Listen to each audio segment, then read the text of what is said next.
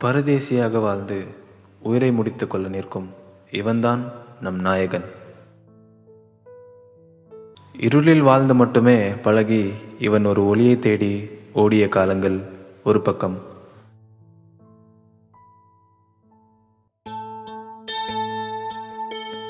மறுபக்கம் அவனை ஒளியை கண்டிராத செய்யும் சாத்தானின் சூழ்ச்சிகள்.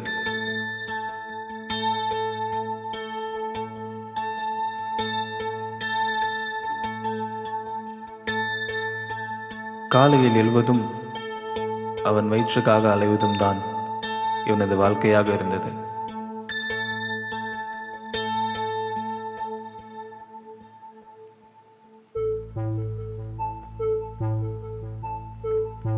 ஒரு மனிதனுக்கு அவசிய தேவை உறக்கம். ஆனால் இவனுக்கு அதுவும் கிடையாது.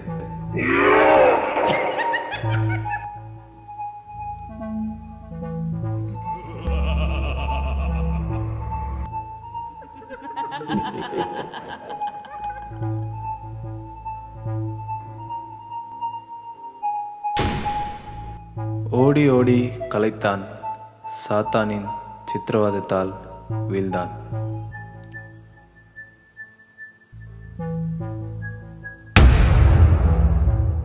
மீண்டும் தொடங்கியது அவனது நிம்மதியின் தேடல்.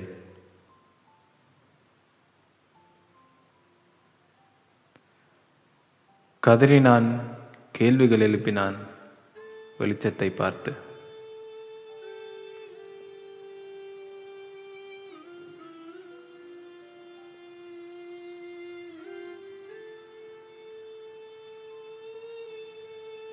என் வாழ்க்கையில் கொஞ்சம் கூட வெளிச்சமே இல்லை.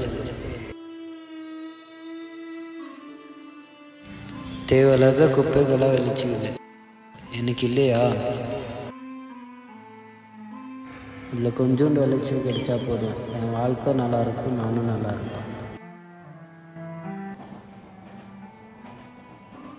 ஒரு வயசு வரைக்கும் எங்கள் அம்மாவை பார்த்தது நான் வேத மாதிரி. ஆனால் எனக்கு நினைவு தெரிஞ்சுலேருந்து அவளை பார்த்தாலே வெறுப்பு தான் வரும். இது பரவாயில்ல, எங்கள் அப்பனை நான் பார்த்தது கூட இல்லை. இருந்தாலும் இவ தான் எங்கள் அம்மான்ட்டு நினச்சிட்டு இருந்தேன். எப்போ நான் அவளை அப்படி பார்த்தனோ அப்போவே நான் முடிவு பண்ணிட்டேன், இங்கே இருக்கிறது நம்மளுக்கு சேஃப் இல்லைங்க. எனக்கும் ஆசை தான் எல்லா பசங்களை மாதிரி ஸ்கூலுக்கு போகணும், படிக்கணும், நல்லா துணி போடணும். கதறினாலும் தீர்வில்லை. வாழ்க்கையின் ஓட்டம் தொடங்கியது.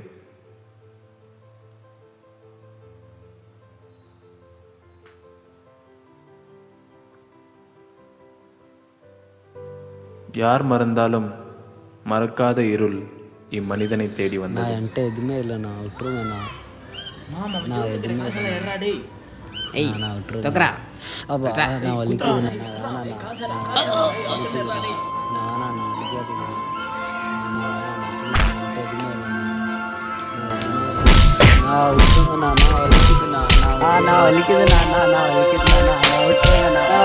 நான்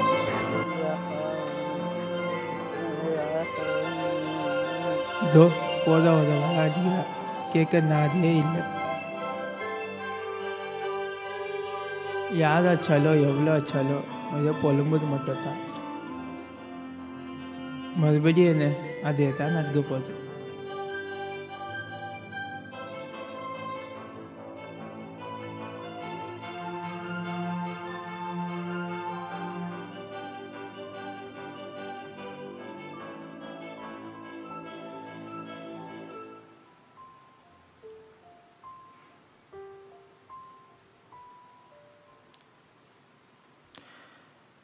இவனது சிறு வயது கடந்தது. இப்பொழுது இவன் ஒரு வாலிபனாக இருக்கின்ற காலம்.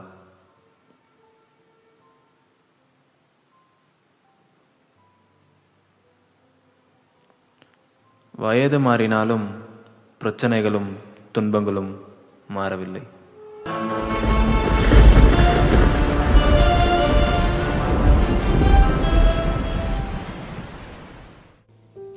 எனக்குன்னு யாருமே இல்லாத இருக்கு இந்த உலகத்தில்.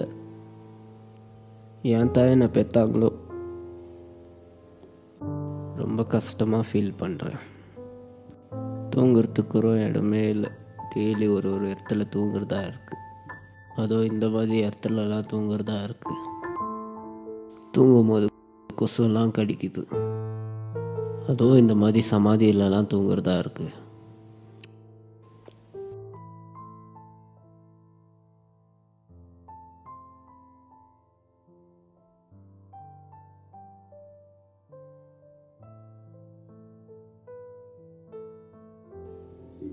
தன் தாயை விபச்சாரி கோலத்தில் பார்த்த இவன் வீட்டை விட்டு வந்தான். வந்த அவன் கல்லறையின் மேலும் இடமில்லாமல் குப்பையிலும் கிடந்தான். வாழ்வது கடினமானது, ஆனால் அனாதையாக வாழ்வது மிகவும் கடினமானது.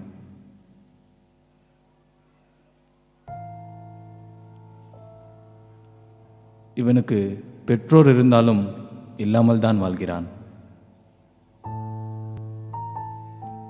தன் வாழ்க்கைக்காக ஓடி வந்த இவன் இருட்டை பார்த்து ஓடினான்.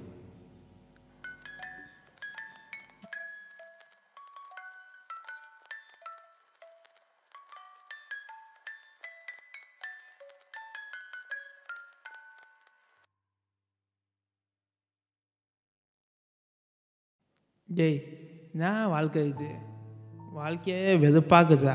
எங்கள் அம்மா பார்த்தா அடி, எங்கள் அப்பா யாருன்னே தெரில. தனிமையாக இருக்கிறேன்டா, துணைக்கு யாருமே இல்லாமல் கஷ்டமாக இருக்குதா. இருளில் வாழ்ந்த குப்பையை கிடந்த தூக்கத்துக்கு ஏதோ இல்லை. எங்கா அஜய், எங்கோ ஃபீலிங்ஸ் எல்லாம் இருக்குதா அஜய். நான் பொதுக்காமல் இருந்துக்கலாம், இல்லை இந்த வாழ்க்கையே வேண்டாம். ரொம்ப வெறுப்பாக்குதா அஜய், போதும்டா. போங்க அஜய்.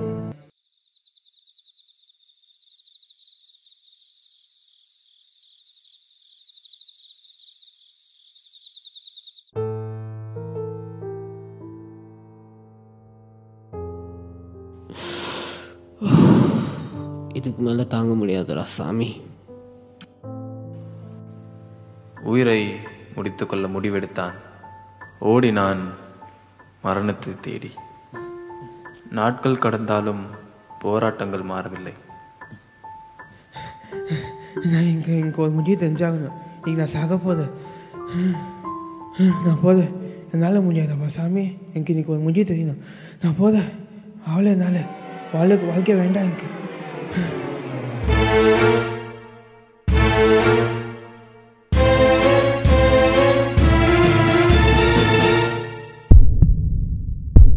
ஐயோ!